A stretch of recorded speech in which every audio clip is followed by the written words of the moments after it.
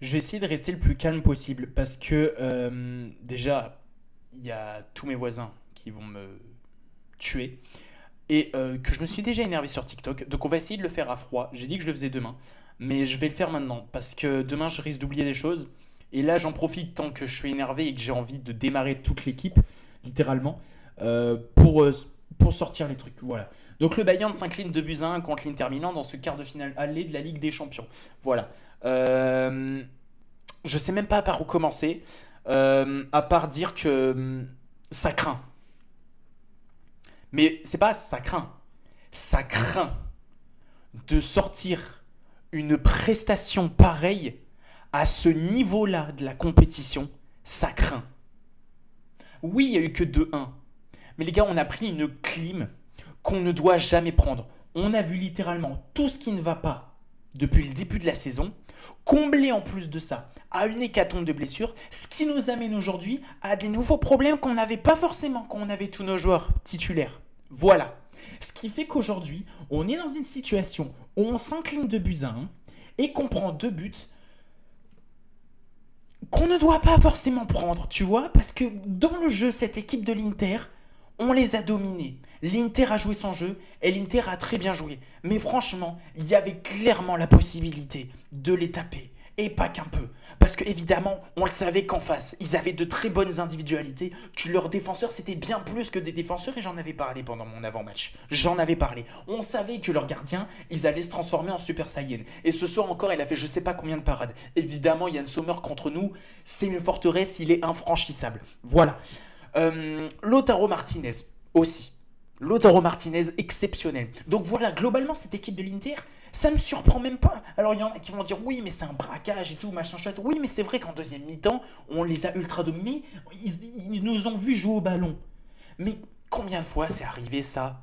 Combien de fois c'est arrivé, que ce soit en Ligue des Champions, que ce soit en championnat, où l'équipe d'en face voit que ce qu'on fait avec le ballon, c'est tellement prévisible qu'elle attend juste le moment où soit notre défenseur va faire une dinguerie, soit le moment où on va perdre un ballon, ou que leur défense, enfin la défense de l'équipe qu'on affronte, va réussir à récupérer, et derrière il suffit qu'il y ait un ou deux joueurs qui relancent le ballon dans la profondeur, parce qu'on est des cons, voilà je le dis, on est des cons, on a des défenseurs qui sont cons, à l'image de Kim Min-jae, à l'image de Eric Dyer, on a des défenseurs qui sont vraiment cons, et qu'à chaque contre qu'on se prend, c'est soit c'est but. C'est même pas soit, c'est y a but.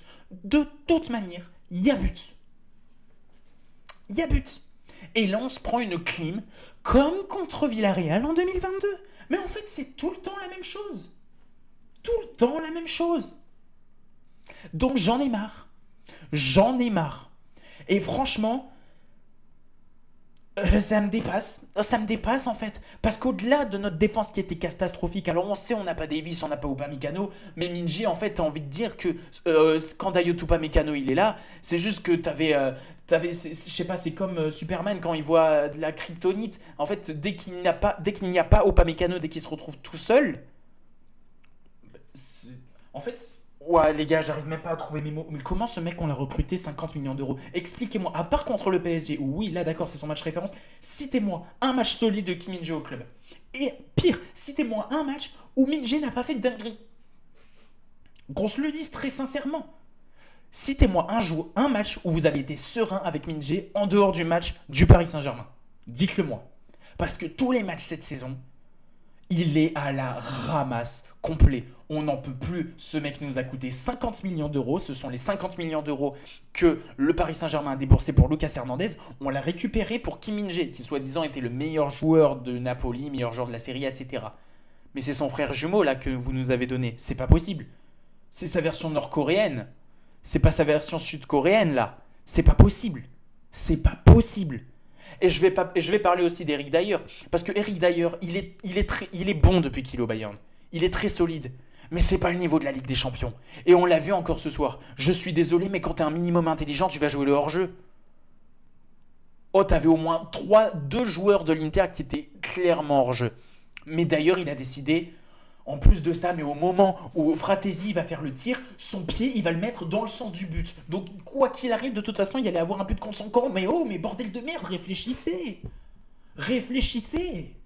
Mais c'est pas possible à ce niveau-là de faire des erreurs pareilles. C'est pas possible. Comment tu veux t'en sortir? Déjà qu'offensivement, t'arrives pas à marquer. Mais alors si défensivement, en plus de ça, t'as des joueurs qui sont bêtes, qui sont cons, mais comment tu veux t'en sortir? Moi, c'est ça qui me rend ouf. C'est ça qui me rend ouf, c'est qu'on n'apprend jamais de nos erreurs. Et ça me rend ouf. Ça me rend ouf. Maintenant, on va parler d'un cas. Je suis désolé, mais je sais complètement dans le désordre, c'est pas structuré et tout. Peut-être bon, Thomas Müller a marqué en plus de ça, on n'a même pas été foutu de lui rendre ça sérieusement. 35 ans, le mec qui vient encore te marquer un but en match à élimination directe de la Ligue des Champions. Et derrière, on lui rend ça. Bah, franchement, bravo. Non, franchement, bravo. C'est pas mal. C'est pas mal. Leroy Sané. Leroy Sané. Très sérieusement. Là, je suis désolé. Hein. Pourtant, on lui a laissé. Déjà, pour moi, là, qu'il soit encore là, c'est un miracle. Vous voulez le prolonger? Mais allez-y. Prolongez-le. Prolongez-le. Non, parce que vous, franchement, t'es dirigeant du Bayern, tu te dis là, avec les prestations de Leroy Sané, tu vas te contenter d'un doublé contre Saint-Pauli pour se dire franchement ce mec, ouais, et franchement ce mec, pas mal. Il peut peut-être prolonger encore 3 ans de plus, qu'on lui donne un salaire astronomique, qu'il décide de s'embrouiller avec les joueurs qu'on recrute. Le mec a pris quand même une gifle par Sadio Mané. Personne peut le blairer dans le vestiaire. Il ne pense qu'à sa gueule. Il a un comportement détestable. Il décide de jouer au foot quand il a envie de jouer. Il ne pense jamais au collectif. Le mec, il se contente plus de faire des tresses que de jouer au football. Le mec se contente plus de faire attention à son image que de jouer au football, que de jouer des matchs de Ligue des Champions. Et vous voulez le prolonger? Mais allez-y! Allez-y, prolongez-le! Il n'y a aucun souci avec ça. Allez-y, prolongez-le. Donnez confiance à des mecs comme Leroy Sané, alors qu'au dernier mercato, il y avait Désiré Doué qui avait envie de jouer au Bayern Munich aussi, qui était intéressé. Mais non, vous préférez accorder de la confiance à des mecs comme Leroy Sané. Mais allez-y, il n'y a pas de souci. C'est quand que vous allez comprendre que ce mec est un putain de poison pour notre équipe? Quand est-ce que vous allez comprendre que ce mec s'en fout royalement de jouer au football? Quand? Sérieusement, expliquez-moi. Je suis dépité. Alors oui, il n'y a qu'un but de retard. Hein. Rien n'est impossible dans le football. Mais à un moment donné, stop quoi. À un moment donné, stop. Harry Kane, je t'aime beaucoup. Je t'aime beaucoup. Tu réalises, t'es monstrueux en Bundesliga. T'es monstrueux. Tu n'arrêtes pas de marquer des buts. Mais je suis désolé. Mais là, l'occasion en première mi-temps où tu vas toucher le poteau. Alors peut-être vous allez me trouver dur là-dessus. Mais je suis désolé. Mais comment ça finit pas au fond? Comment ça finit pas au fond? À un match d'une telle importance, à un moment où tu dominais, où l'Inter était en difficulté, t'avais l'occasion derrière de les tuer. Michael Olise avait fait tout le travail. Michael Olise, encore une fois, exceptionnel ce soir. Mais comment tu mets ce ballon sur le poteau? Et c'est même pas c'est sur le poteau. C'est sur le poteau extérieur. Donc la frappe n'était même pas cadrée de base. Mais il va falloir qu'on m'explique ça. À un moment donné, moi je sais plus quoi dire. Je suis dépassé.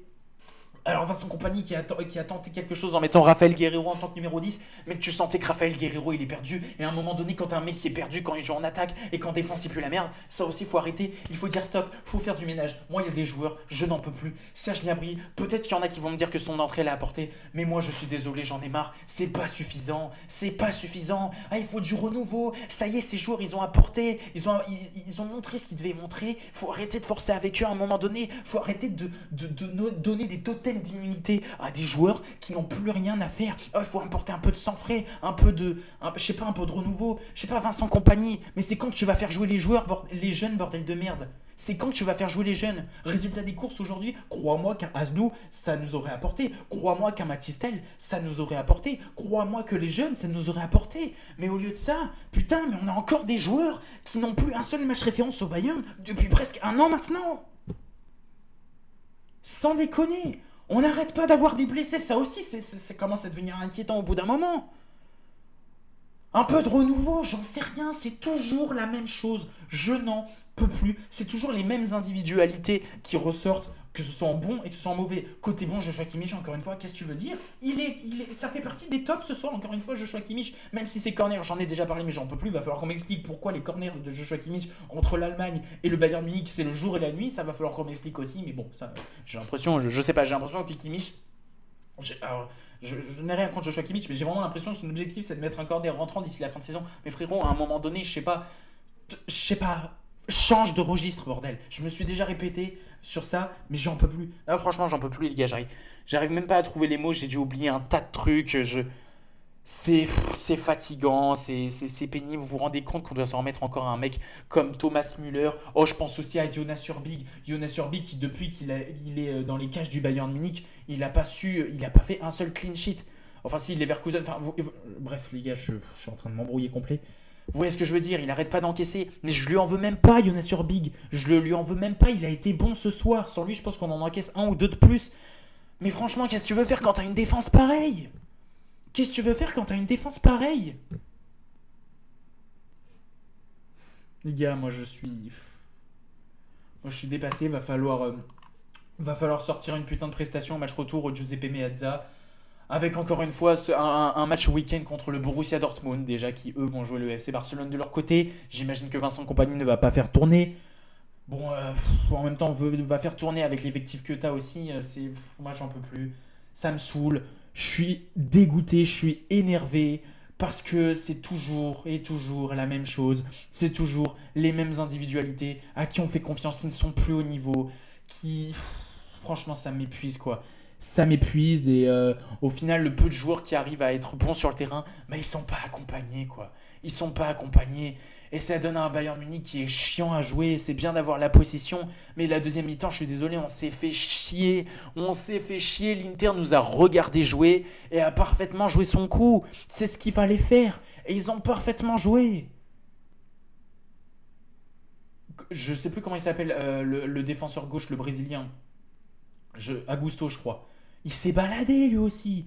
Il s'est baladé. Oh, Bastoni, il a tapé des percées jusqu'à ce qu'il entre dans la surface de réparation pour quasiment faire des passes décisives à Lautaro Martinez. Je sais pas si on s'en rend compte. Bref, je vais m'arrêter là parce que de toute façon, je vais faire que me répéter et ça commence à me fatiguer.